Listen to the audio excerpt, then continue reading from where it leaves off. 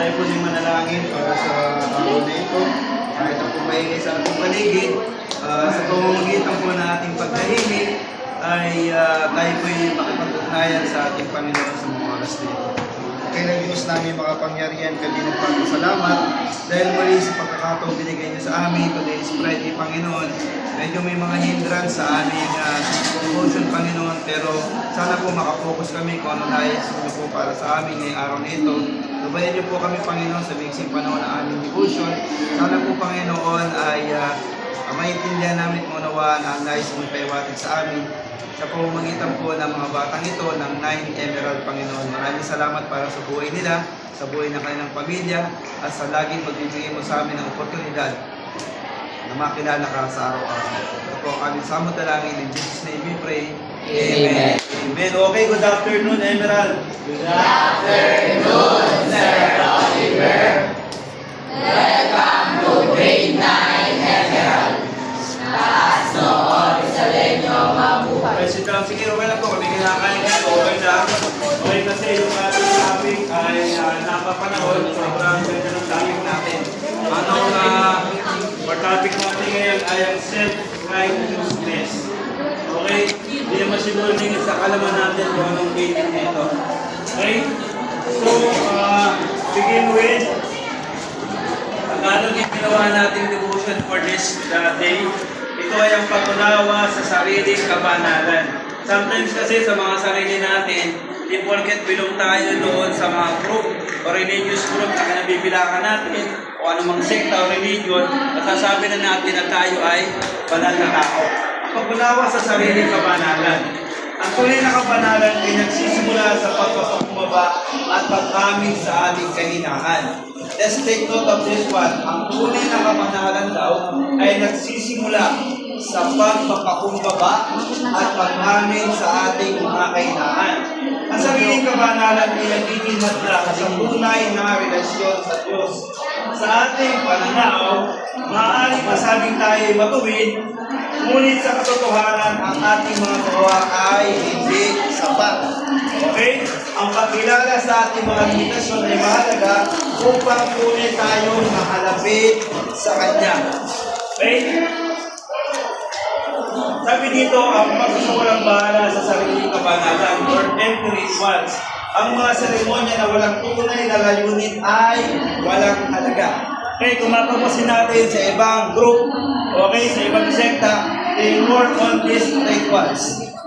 Okay, bali wala anumang rituals na yan kung hindi naman natin nakikilala, okay, kung ano ba yung tunay na layunin ng pagpapakabanal. Okay? Dahil sinasabi sa atin, tayo yung mga banal na, nang simulan tanggapin natin ang ating Panginoon, na ating Diyos at tagapagligtas. Okay? Ito yung humility, the key to true holiness. Humility, increasing humility leads to genuine spiritual growth. Okay, yung kababaan ng loob ay sa magiging sumitaw para sa isang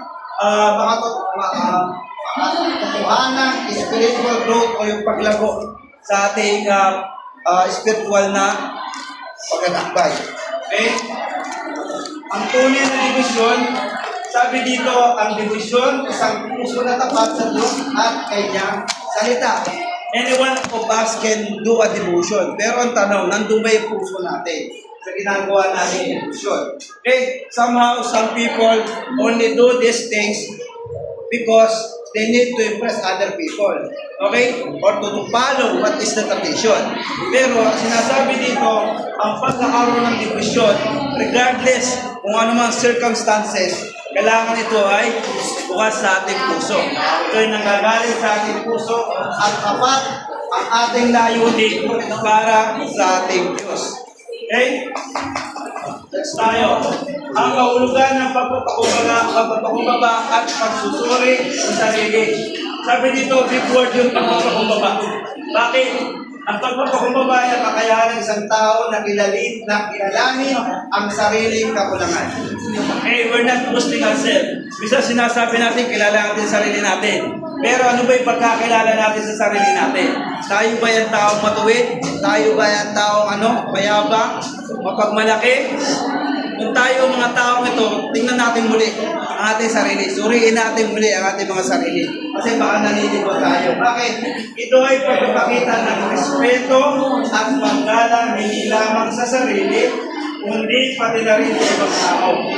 So, sa madaling salita, ang isang mapagpakumbabang tao ay hindi nagpapakita ng sobrang pagmamalaki, pagmamayabang, at handa rin siyang matulong mula sa iba at tanggapin ang kanyang mga pagkakamali.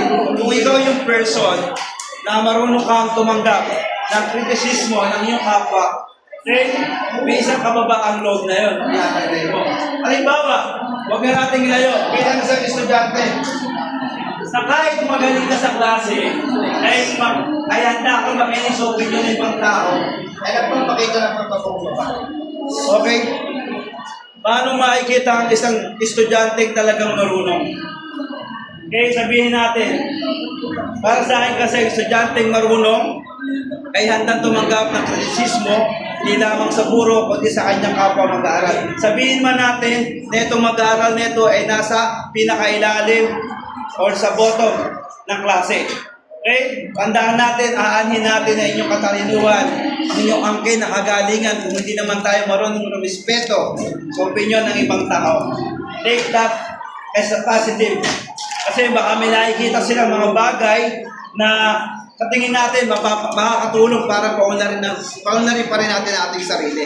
Tandaan natin na gaano man kalayo ang ating marating, sana manatili nakatapak ang ating mga pasalupa.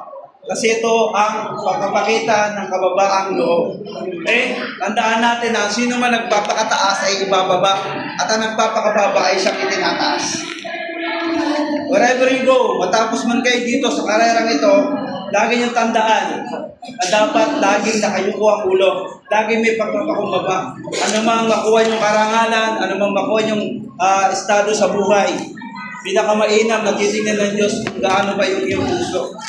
Kung gaano ka ba nagpakita ng kababaang loob sa kapwa mo? Paano ka ba nag-reach out sa ibang tao? Paano bang hindi mo iniwala ang sarili mo despite na magkaiba na kayo na antas ng pamumuhay? Okay? Matuto tayo tingnan ng mga taong nakababa pa sa atin kaysa yung mga taong nakatataas sa atin. Because we will learn from their experience. Okay? Doon tayo matututo. At doon natin makikita ang sarili natin, hindi tayo kabag-abag. Kasi may mas mga tao pang mas baba sa atin. Okay? Take note of this. Medyo mahirap sabayan yung sounds. Okay? Pero I do have to thank God for this opportunity kahit na medyo siya ating preparasyon. Pero napapanood kasi in a social media, this is a debate. Bakit nagiging debate ito? Kasi may mga taong talaga may mga self-righteousness. Yung feeling na sa sarili nila, porque nalaman nila yung ibang mga bagay tungkol sa Biblia or they belong on the group.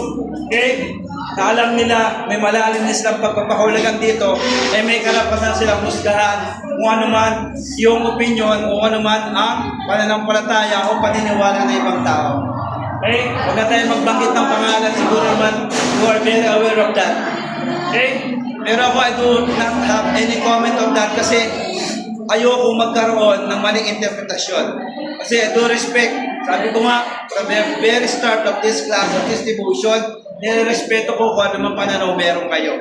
Nirespeto ko if you like this devotion or not, it's fine with me. Kung nakikinig kayo o hindi, okay lang. Ay, kami nakapupulot kayo aral o wala, okay lang. The most important thing is, yung alam kong ginagawa ko is makakatulong hindi lamang sa inyo, kundi para sa akin na rin. To grow. Okay? Yun din eh. Okay? Malaking bagay yun. May panalangin natin isa't isa. Sa panahon tayo ay may mga pinagdadaanan. Malaking bagay. Nagkakasama-sama tayo nagdadalanginan sa isa't isa para palakasin ang mga kapatid natin na nangihina sa mga oras na yun. Okay? Kung ito lang yung magiging parang pang-araw-araw na daloy ng ating pananampalataya, siguro napakaganda. Bakit? Each and every one you magkakaroon ng daily devotion, prayer devotion, napakagandang tingnan. Sa murang edad, yun pa lang, matututunan yung mga bagay nito. At hindi ako magtataka kung anumang bagay ang maibibigay sa inyo ng simple devotion nito. Okay po. Sige po, tayo po tumayo at tapusin natin sa isang panalangin ang ating institusyon. Diyos na makapangyarihan sa lahat, maraming salamat po Panginoon. Bagamat may mga hindrance po o may mga bagay po na nakaka-apekto ng aming institusyon, maraming salamat pa rin po Panginoon dahil binigyan mo kami ng oportunidad. Even po ito ay may panahon lamang, pero binigyan niyo po kami ng isang kaalaman na makikita namin ang pagiging self-righteous po Panginoon. Ang nakikita po namin ay ang kabutihan niyo po kung gaano po kayo nagpakumbaba at tinanggap ang lahat ng alimura at pagkutsa sa inyo Panginoon. Bigyan niyo po kami ng puso na katulad ng sa inyo. Sa mga pagkakataon kami nangihina Panginoon, ay ikaw ang hanapin namin Panginoon. Bigyan mo kami Panginoon ng puso mapagpakumbaba sa kabila ng aming mga natatamasa, karangalan at anupaman Panginoon. Manatili po sa amin ang may kababaang loob, ang hindi mapagmalaki Panginoon. Lagi po namin isipin Panginoon na tayo mula sa iyo at ikaw lamang ang dapat dakilain at itaas ng bawat isa sa amin Panginoon. Lord, mamaya po uwi ang mga batang ito. Guide them, O Lord, sa kanilang pag-uwi. Kanilang mga magulang, Panginoon. Guide mo po sila sa kanilang work, Panginoon, na patuloy na sumusubaybay sa mga batang ito, Panginoon. Maraming salamat po muli sa pagtatapos ng isang linggo at panibagong yugto na pakipagsapalaran ng mga batang ito sa susunod na linggo po, Panginoon. Guide them, O Lord God. Bless niyo po sila sa lahat ng pagkakataon. Maraming salamat po. In Jesus' name we pray. Amen. Praise God. Thank you.